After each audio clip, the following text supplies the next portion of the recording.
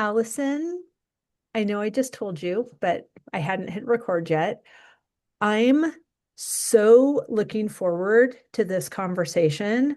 I know that it is going to be in immense service to everyone listening because it's one of those topics that we all know, we all are experiencing it, but because we all know and because we're all experiencing it, it can almost make it feel like we shouldn't feel heaviness about it happening because it's happening to everyone we know. And I love that your work is saying, I see you and I am you, and we can do something about this to thrive. And I'm here for it. So thank you, thank you, thank you.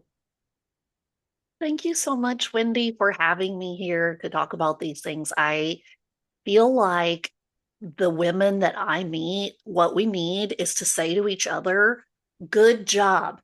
You're Yeah. already doing it. You're enough. You are pretty amazing in all the stuff that you're doing. And there's a huge benefit to the way women are showing up and making families work and making our social systems work.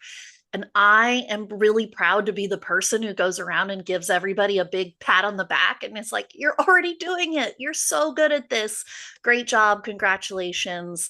Take a deep breath and maybe take a nap, if you need one.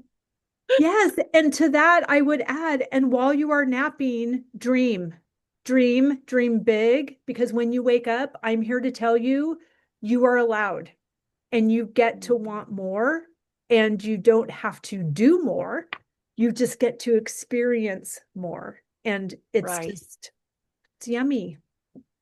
I love that. I love that. Yeah, that's the one of the core features of my book is trying to help women understand you're already enough. You are doing it and you deserve to put a pause on anything that you don't want to do and just say yes to being okay with yourself exactly as you are right in this moment. Right. And holding space for yourself to even identify what that is. Because Yeah, I feel like absolutely. we're going fast, we're taking care, we're doing it like a boss, and it's like taking its toll. But we don't have time to manage the toll it's taking or even look at that because it's 20 minutes till school pickup and I got to go do it all again. And, shoot, I forgot to take something out of the freezer for dinner. So now I have to add that somehow between here and school. There's just so much going on. So You're right. I love your work. I love the book. I know that I'm going to have 1,000 questions and an amen sister all the way around. But first, I would love to hear, how are you saying yes to yourself in this season? I am saying yes to being a B plus daughter.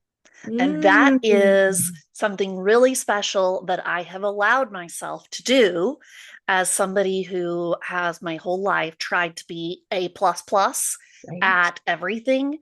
A plus plus mom, A plus plus wife, A plus plus school, right? Get those grades, A plus plus worker, A plus plus voter. you know, um, I'll say I've never been an A plus plus cook, or chef. So oops on that one.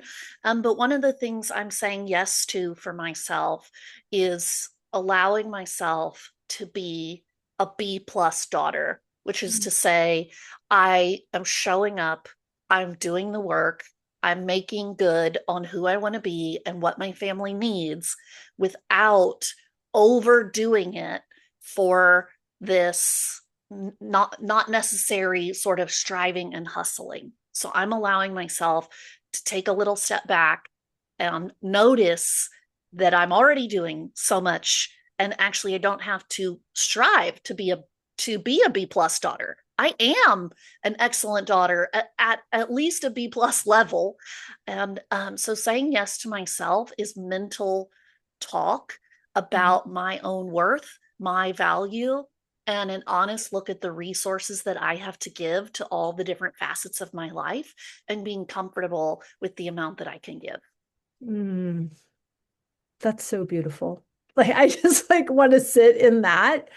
And it's of course prompting more questions because I'm have two questions about Okay. that. Yes. Who is grading you? And how will you know when you're worthy of the B plus? Like what does B plus look like for Yeah. you? And who's grading you anyway? As daughters, and this is what I learned from my research over the past 10 years, talking to hundreds of women and asking them, what does it mean to do daughtering? What does it mean to be a good daughter? Where did we come up with that? Where did you learn what is good? What's good enough? How do you, as you're asking, how do you know when you've achieved it? And what I've learned through my research is that women gain an understanding of goodness and worthiness, typically not through a specific talk that someone gives you or a rubric that someone hands you and says, okay, do this, get full points, do this, get full points, but rather a sense of what everyone else is doing and what we imagine that we ought to be doing. And it comes from our social system as well as from our family, from our parents. So for me, I have this awareness that being a good daughter is kind of a score that I've created. It's an imaginary score. And it doesn't mean that it's fake and not real, but it is often a moving goalpost that's hard to get the ball down the field and score, because every time I do something well, then I think, well, I need to do more of that, or I need to um, you know like do that but with a smile. And so I'm grading myself. I realized a while ago that I hadn't even asked my parents, what do you want from me? What do you expect from me? What would you think is enough? Enough calls, enough visits, enough finances, enough, um, you know, reduction of conflict. Like what are the things that you want for me to do out of my life with our family or with my career or my children, etc. I was just making up this scorecard, and so many women are, and we're getting it from our peers, but we're getting it from media. We're often viewing social media and the highlight reel of people's lives and thinking, oh, that's good daughtering. And so I had to recognize that there was kind of a nebulous cloud of what it means to be good, and I was never ever going to get. And that's part of it. I was never ever going to get to A plus plus plus daughtering because it's this unachievable space that's too far out ahead of me. And that's why B plus daughtering is more effective for me, because I feel like I can define that. I Mm, can define B plus daughtering in terms of a certain number of visits, a certain number of calls, and I can look at that sort of measurable amount of doing daughtering and feel adequate and feel satisfactory, which is, just above good. And I know that it's not a perfect level, but since I'm not striving for perfection, I can let myself stay there in that area of B plusness. mm. Oh, it's so good. Thank you for that. I appreciate you expounding on that. And I'm also interested in when you asked your parents, did they have an answer for you? Yes. So, well, let me go back a little bit because I want to make sure that everybody's on the same page with kind of, I don't know, the basic concept that I tend to talk about, which is daughtering. And when I talk about daughtering and use the word daughtering, I'm talking about how adult daughters actively show up in our family relationships. So the relationship between myself and my mom or my dad, or if you have a stepmom, stepdad, or it could even be in laws, daughtering is the way that you choose to be in your family. And so much of daughtering, people are there are obvious things that we notice, like, oh, okay, when a daughter buys the birthday gifts and the nobody else bought a birthday gift for mom or dad, then that's daughtering. But it's so many more elements that get missed, that are invisible, that include doing emotional labor or thinking and planning or worrying when nobody else seems to be doing this worrying for our parent, self-sacrifice, that we think I have to give this so that my parent is happy. I just want them to be happy, so I'm going to make sure that that happens. I'm going to be the master of this and make sure that my parent is happy. So doing daughtering is both uh, draining and takes a lot of resources, but also want to say that it's rewarding. It's the kind of thing that daughters keep doing because we want to make our parent happy. We want to be in a good family. We want to be in this connected environment. So I did this research study, and it was many years ago, and that's when I started asking other women, well, have you ever talked to your mom? Have you ever talked to your dad and asked them what they wanted? And I found out some really interesting results, which is that many people, when they shared what their mom or dad wanted from them, there were a whole big group of women who said they want nothing from me. They just want me to go off and live my life and be happy. When I've all these years and decades I've been growing up, all my parent wants for me is to have a better life than they did, to have a happy life with my partner, my children, or in my job. And that's when we realize that we've been doing all this striving for our parents that they never ask us for. And they're like, we don't want you to martyr yourself to make us happy. We're not going to say no if you show up to have Right. coffee and watch golf with us, but Right. we're not wanting you to give up everything. So, Right. I think that's so fascinating, which is why I wanted to ask you if they answered, because I asked my mom this a okay. couple of years ago in her Mother's Day card. And just for some context, my dad passed away during the pandemic of COVID. And my mom, it was always going to be that she moved to Massachusetts to live with me because I'm the daughter and that's what you do. And she's from here. So that was going to be great. But my house has too many stairs and it snows here. And my brother lives in California where my mom lived. So she ended up living there. So that's a whole other, like, I'm in daughtering detention because my younger brother is doing what I'm supposed to. So that's a whole nother thing. But then I asked my mom in a Mother's Day card, hey, what would you like this next year to look like? Do you want me to call you every Sunday? Do you want me to come visit? How many times? Like what would be the most pleasurable year of what that I could do for you with you? Like, what do you want? And I sent the card. I didn't hear anything. And I waited a few weeks and just thought, hey, did you get my card? Yes, thank you so much. It's like, so what do you think? It's like, I'm thinking about that. I'm like, okay, great. Christmas rolls around. Like, hey, just checking in. Have you decided what you want this year to look like since we're 6 months into this now? No, I'm still thinking about that. I mean, and we never talked about it again. She just didn't want anything more than what we were having. And I was making myself feel wrong that it was so easy. And I think she was thinking, like, oh, am I supposed to want to be with you still? Like, we already did that. Like, you're doing your thing. I watch you on Instagram. Like, everything is good and happy.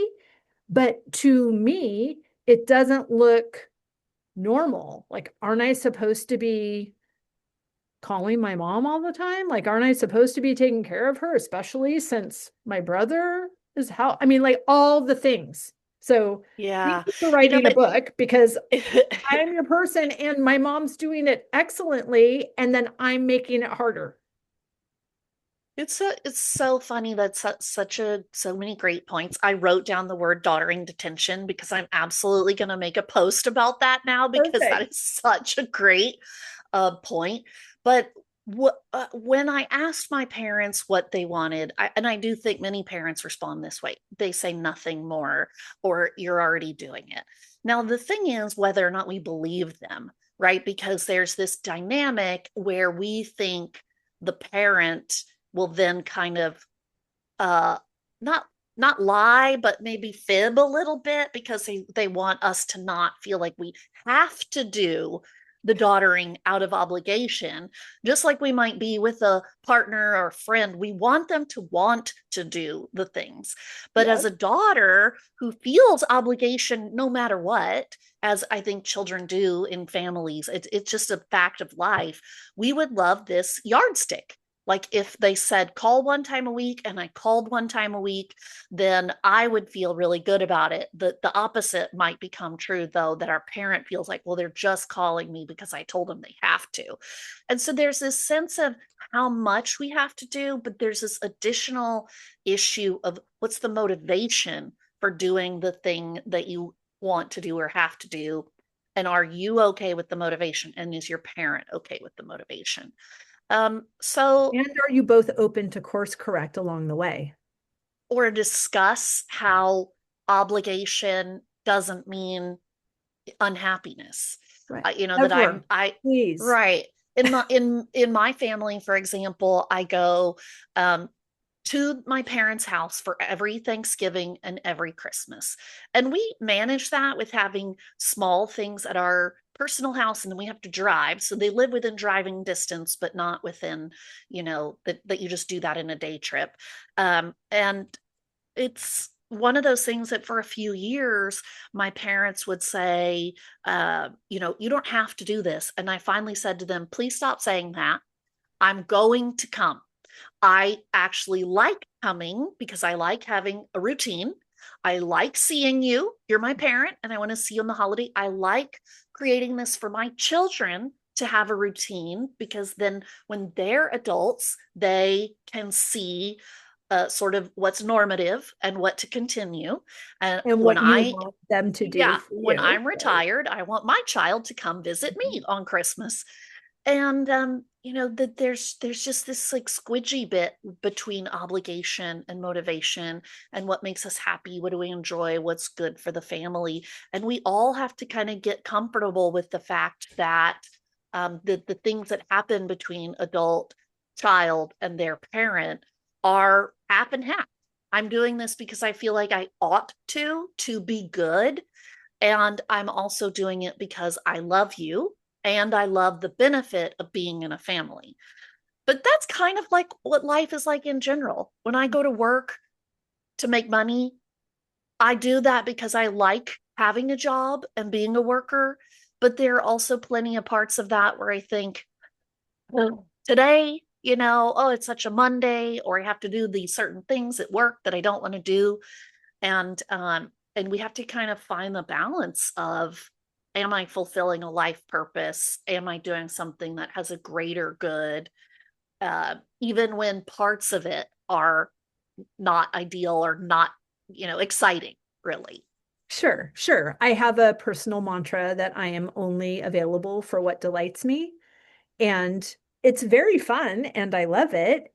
And I live on a small farm. So I have to do plenty of things that on their own might not be delightful, but living on a small farm delights me. So the Yeah, things associated with the thing that delights me are I can do with right. delight.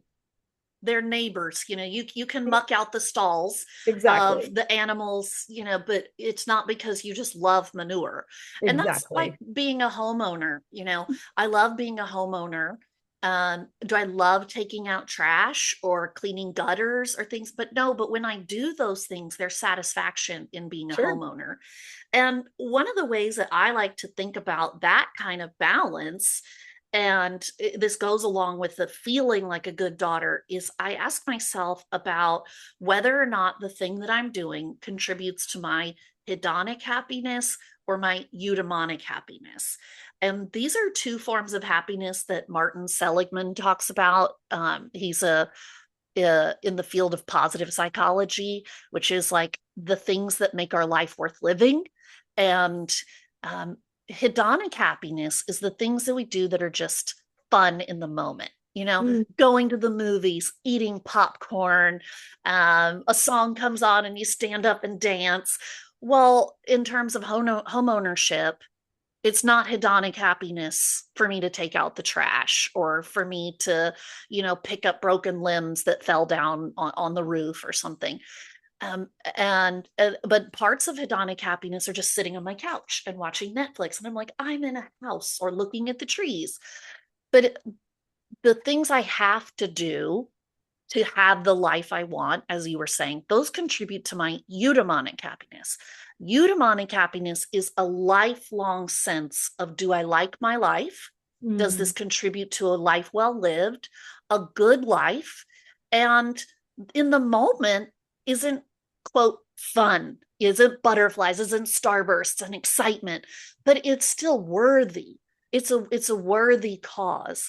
And so when I'm doing daughtering, and I would say, if I ask myself, do I want to do this, or does it delight me? Does it contribute to my daughtering? I would still ask myself to look at that in two categories. So mhm. when I go see my parent and we have lunch together, and maybe my mom is a gift giver, so she's always bringing me little trinkets, Aw. or sometimes randomly, even though I'm 43, she's like, here's $20.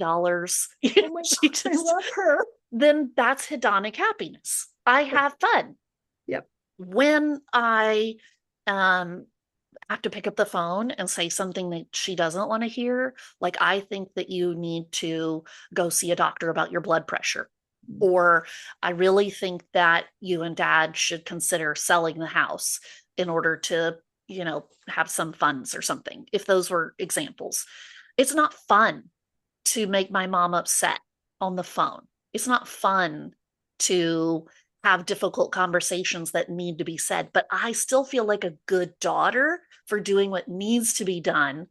And that's your daughtering detention. It wasn't right for your mom to come to live in the snow and the stairs. And Right. yet there's that part of you. So you did what needed to be done, even though then there's this element that you feel bad about. And we have to kind of mix and balance those things. Yeah.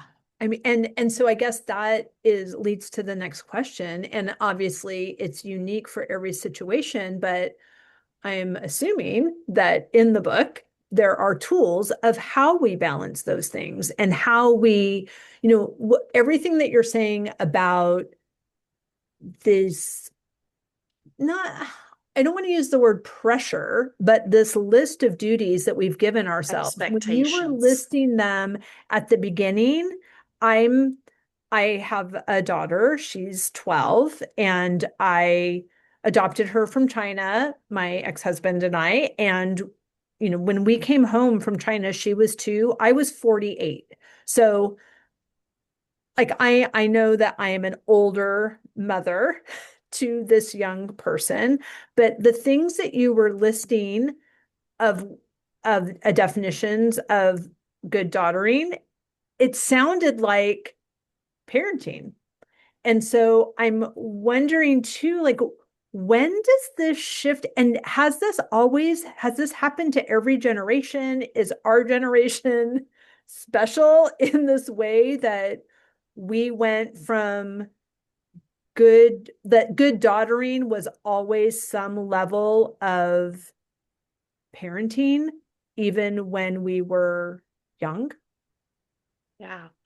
So the first question was about what's in the book. So here's my book. I love to show it off, Beautiful. bright pink. called Good Daughtering. And I've been so grateful for the wonderful reception that this book has gotten, and really have had a lot of fun introducing it to people, the women who need it, which are just women like you and me, Mhm. or anyone who knows a daughter or loves a daughter. This book is for you because there are tools in it.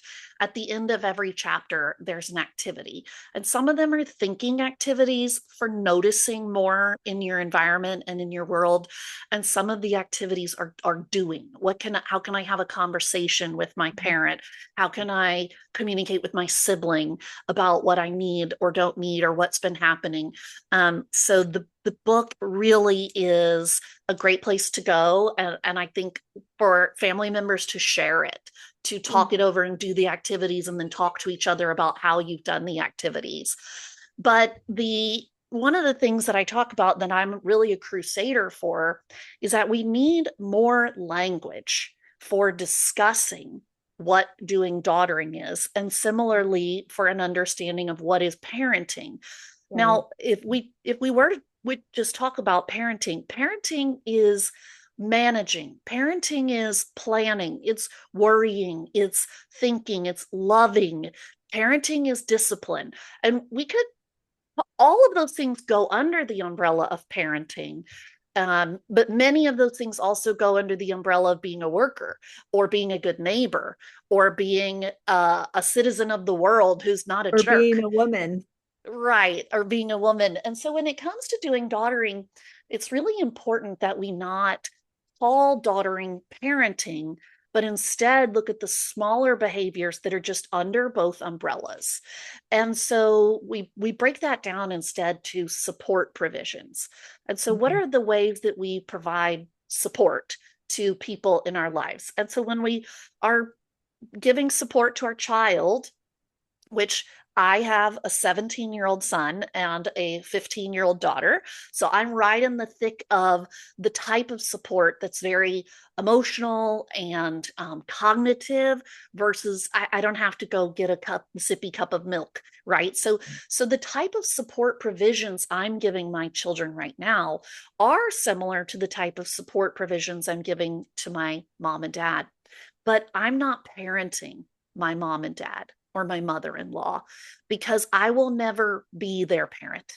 I will never have been the age they were at during the life contexts they were at. I will never have been alive during the Vietnam War, for example. And so we can't switch places or act like because I am at a point where I give more support provisions or more financial provisions or any of that, which does switch over time or it does move over time. I still never become my parents' parent. In the same way, another term that I try to eliminate is anyone who says that they are best friends. My parent is my best friend, or these women on the internet, they put a picture of their little 3-year-old daughter and they say, "Oh, my best friend." And I think, oh, that is so unhealthy because words matter and you can never be a friend of your parent. Because friendship has this element of choice and you can leave a friend. It's also a peer like relationship.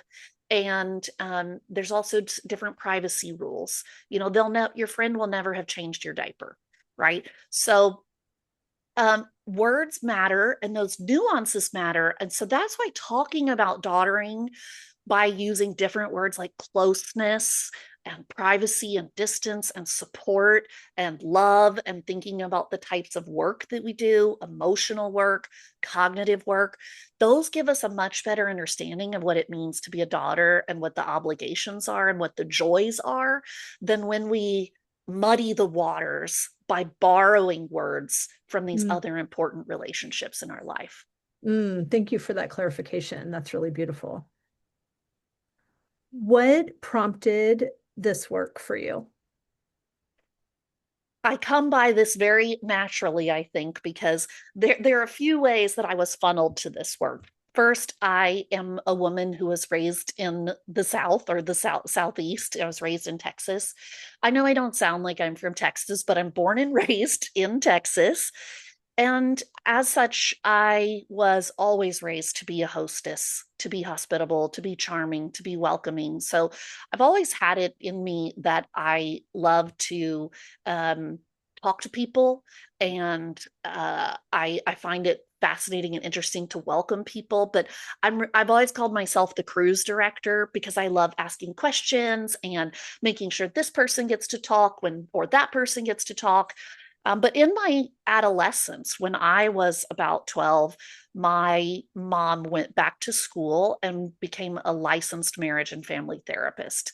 So I was old enough to understand her transformation during her education and training, and Right. also to see the ways that she began to change our larger family system by For healing sure. some generational trauma and generational wounds. And Wow. so I really learned a lot, even in childhood, about families and family systems. But I knew that I wasn't really suited to being a therapist or a counselor myself. So I ended up gravitating towards this work in communication studies. But I've always had a wonderful, loving relationship with my family. Um, Many women in my family system, and so we're very matriarchal society with our family. And that's why I looked at these powerful, strong women and I thought, why are daughters being depicted as just this silent, quiet vessel that would just sit around and wait for mothering? And that's not what the daughters in my family are doing. But when I tried to find the research on active, practical, essential, agentic daughters, it wasn't there. And so I needed to put a stamp on that so that we could say, like, women in families are so important, and we're doing more than parenting, especially because not all women become parents or wives, but every woman starts out as a daughter. Right. Oh, it's so good. You talk about also that invisible labor. You talk about the overlooked role. What what are the things that make that up? Because I think that, like I said, when we were just starting, there are things that we just do that we've always been doing that nobody's mad that we do. And it's not until maybe later in life that we're like, wait a minute, like why? Why am I the CEO of this company with zero paycheck? And why am I doing this? And what is my motivation and what are the expectations? I read a book last year that was very pivotal for me. It was very informative and it was very um, provocative. And I got very mad while I was reading it because it was very true for me. And it's called On Our Best Behavior. I don't know if you know it, by Elise Writing it Lowen. down. Oh my gosh, it will change your life. The subtitle is The Seven Deadly Sins and the Price Women Pay to Be Good. Oh no, I just read that actually, but I once you said the seven deadly sins, I remember I did it as an audiobook. Oh my So gosh. I just yes, and there's a Yeah. lot in there that I think she brings up about the patriarchy, about social systems and expectations for women, and it aligns really well with a lot of what I'm talking about with daughtering because our identity as a family member, as a woman, as a and then if we do become mothers or we do become wives, we somehow our identity becomes fused with the behaviors of helpfulness, availability, emotional caretaking, and what we might initially offer because it seems nice and pleasant that we have an inclination to do something for a loved one in our life, or even the people at work, because we think this would be nice to bring to the table, all of a sudden becomes expected and we Right. have to do it. Or we notice that no one else is helping do it and it's not being equally distributed.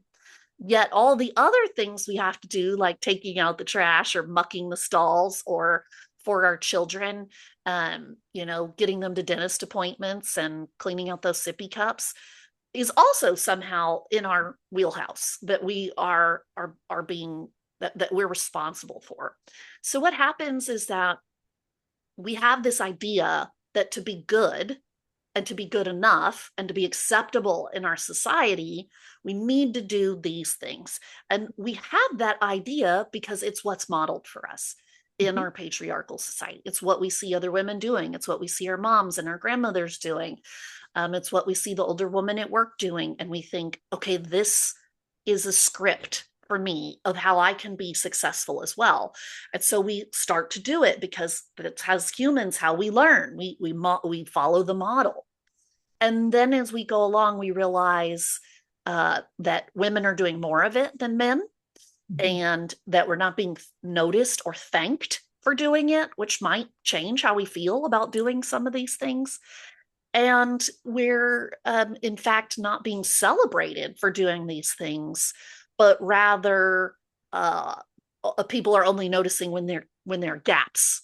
Like if we get tired of something and drop it, then that gap is noticed. So it takes a toll on our self-worth, because Mhm. what is so essential for human that worth and value is feeling like the work that you do matters. Right. And a huge part of mattering is just someone saying, I see you, I see the work, I thank you for the work is valuable. And so much of daughtering, the emotional load, managing conflicts, reducing problems, removing roadblocks, or thinking ahead, planning, putting finances aside, these are hard to see because what they do is remove problems before the problem happens. So people don't, and even daughters ourselves, we don't notice them. And if you don't notice them, you can't call them out and say thank you for them. And yet we're spending a lot of our energy and our time and our mental capacity dealing with these things. So the solution is talk about daughtering more, use the right words to describe what we're doing, ask other people to share in that labor, ask other people to complement our labor, for us to decide, what do I want to do? What do I like doing? What has value? What is needed based on my family and my setting? And then make that change. Make the changes to begin to calibrate more towards the life that makes sense for you and your resources and what your family needs. And so it's an ongoing process for us to apply in our lives. Mm. It's so good. I'm so grateful that you have worked on this and that you are able to articulate it in such a way that it is practical and we can implement a tool from wherever we are in the process. I'm not sure if you've, incorporated a situation like mine into your book, but I just have a practical question Yeah. me personally. So in this detention that I've put myself in Yes. because my mom didn't come live with me. And like, I'm so appreciative of my brother and his wife that are doing what, and I'm about to say something that obviously isn't true, but it feels true to me. They're doing something that I'm supposed to have done. And not even that I'm supposed to have done, I planned to do it. I desired to do it. We talked about how great it was going to be when I moved to Massachusetts, where she is from, and she was going to be here soon, someday. That we didn't want to happen because it meant something bad happened, but we also knew that it was coming and we were looking forward to it. So now that my brother and his wife have taken on that role, I feel like, what should I be doing that make them know how much I appreciate? And like beyond the word, and obviously you don't have the answer to that, they do, but just in having this conversation, it's like when I understand the overwhelm or the not feeling appreciated in doing the work, but there's also this weird dynamic when someone else is doing the work that you think maybe you should have been doing. Yeah. Does that make sense? Like when So he's being a there's a better, my brother's yeah. being a better daughter than I am. Well, there's a couple of things in there I think that you can calibrate. First is that the research shows that typically the person who does the elder care is the child who lives the closest. So we don't always give a lot of credit to the men or the different. It could be a different daughter in the family or a daughter-in-law, but it's not uncommon for the parent to just be cared for by the person who's geographically closest. So that is actually what the research shows. The second thing is the research shows that the one who does the elder care, the child who does the most elder care, is typically the one who has the finances to do it. And so there's a couple of different contextual things that we should say matter. Where you live and whether you have the money to help are the two biggest things, not whether you're the daughter, right? And at least that's what we see for the research sociologically across the United States. So first, you should give yourself a little break and say, oh, it didn't have to be me. And actually, it's not all the daughters who are doing it. And it gets evenly distributed across the children that we have overall across the United States. The second thing that I would say to you is that what I'm hearing is that you're not giving yourself enough credit for the types of daughtering that you're doing that are non-task labor. And so when I describe daughtering, I think of it as doing, being, thinking, and feeling. Mm, And the doing is what your brother is doing. He's, I'm guessing, doing some groceries or doing some finances or doing some check-ins that are physical. But there are lots of things that you are doing that he does not provide. You obviously have a strong emotional connection with your parent. You have um, some thoughtfulness about her life, her personality, who she is, that your sister-in-law isn't giving because it's not her mom. And so right. you have to calculate and calibrate those things that you're doing that they're not doing. And instead of thinking they're doing more, you can reframe and say, we're doing differently. Right. And the things that I am doing are valuable. They provide a sense of stability to my mom. They provide richness to her life, that I am available for her emotionally, that I care and think and plan, even when I can't be with her.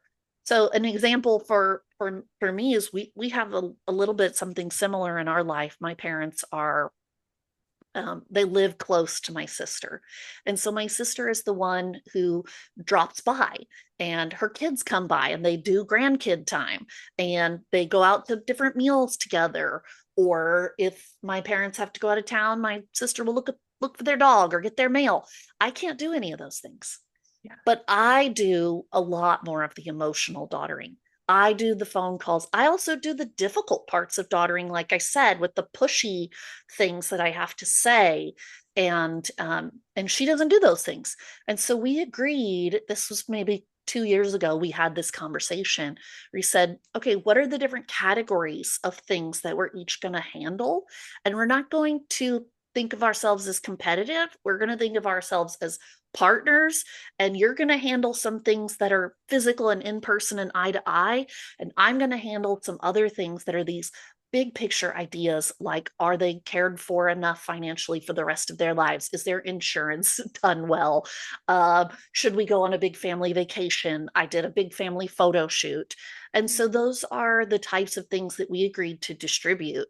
And it's worked really well for us to think we each have a different lane. She and I each came up with our own different like mission statement and mantra for how we approach daughtering that aligns with our skill set and our resources and our availability. And so we try to be complements to each other in handling all the daughtering that needs to be done rather than thinking one is doing more or less. So that helps us also get along in another way as a family. So I think that you probably just need to give yourself more credit for what you are doing, and you need to see your brother as a compliment And you need to also think this is a lifespan activity. And you've done other things with your mom during your lifespan and her lifespan, and you may still into the future. So it's not just, you're not being graded just on today's one one stamp. Right, right. And I really appreciate that. And, even just holding the space for the question, because it's not like I haven't thought that through. This conversation prompted it. I can say it out loud. When I say it out loud, I'm like, oh, well, that made more sense inside my head rather than when I got it out of my body. It's like, okay, yeah, you're right. Well, we need Like each it's other. right. It is just a part of the process. And I think that's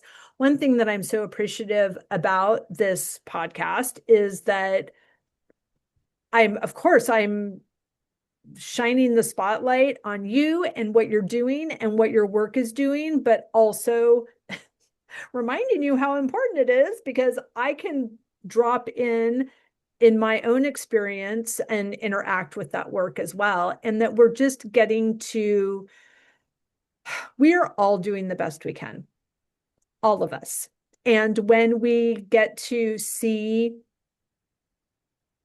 a loop closed in somebody else, like it just is helpful. It's helpful. Yeah, what I'm hearing you say is that sharing our stories matters. And Mhm. when we hear each other's stories, we feel validated. And that's an element of daughterhood that we've been missing because we haven't been talking about it, because we haven't had the words for it. And that's part of what I want to hear from women is just what's your story? And when we hear other people's stories, we learn who do I want to be? We feel good about who we already are, we gain some ideas of who we might be, but we're not generally feeling competitive and comparative with those people. We just want to be in community with other daughters and learn from one another and reinforce for each other. We're already doing it. We're already good enough. Wendy, I see you and the hard work that you are doing. And I see and give credit to the fact that you wish you could be doing different things. And that's worth something too. Just wishing in the same way that I wish I had $1 million. I could have a, homeless shelter and food pantry. And I feel like just wishing that I could do that makes me a good person, So I validate that in you, that you are trying to be the best version of a daughter, and you want that for yourself, but you want that for your parent too, and you wish that you could do that for your brother. And so I think that level of community, just saying that out loud, that's worth something as well. For sure. Thank you so much. I appreciate that. I love again, I mean, I've told you so much. I love that you are talking about this. Is there anything else that you want the reader to know prior to getting the book? Anything else you want to share in closing? The book is, I really want your listeners to grab it and share it with a loved one. And as you grab it, make sure to understand that changing your family dynamics and working on yourself or your relationship, it's kind of like getting a pair of braces. It's not fast. It's not going to change overnight. A lot of changing our families is about changing our own thinking. So it's valuable to read, to listen to podcasts, and let ourselves marinate on those ideas. So I would say that getting the book or listening to this podcast, you're already doing it. You're already changing your daughtering and your dynamics. But to be gentle on yourself if you think, gosh, I really like this thing to change in my family and it's taking too long or it's slow or it doesn't seem like it's changing. It is changing because you're changing from the inside out. And it's okay to for it to be slow because families don't move faster than a glacial pace. But those changes will ripple for generations and they'll ripple outward to many, many people in the family. So it's a worthwhile endeavor. Absolutely. We are playing the long game, that's for sure. Yes. Amazing. Well, please tell everyone where they can find and follow you and how they can get the book. Yes, the book is Good Daughtering, And I thank you for picking that up anywhere fine books are sold, Amazon, Barnes and Noble, your local bookstore. And you can follow me on Instagram at Dottering101 and all the socials at Dottering101. And you can find more on my website, dottering101.com. Perfect. We will link everything down in the show notes, but I have loved this conversation, Allison. Thank you so much for being here. Me too. Thank you.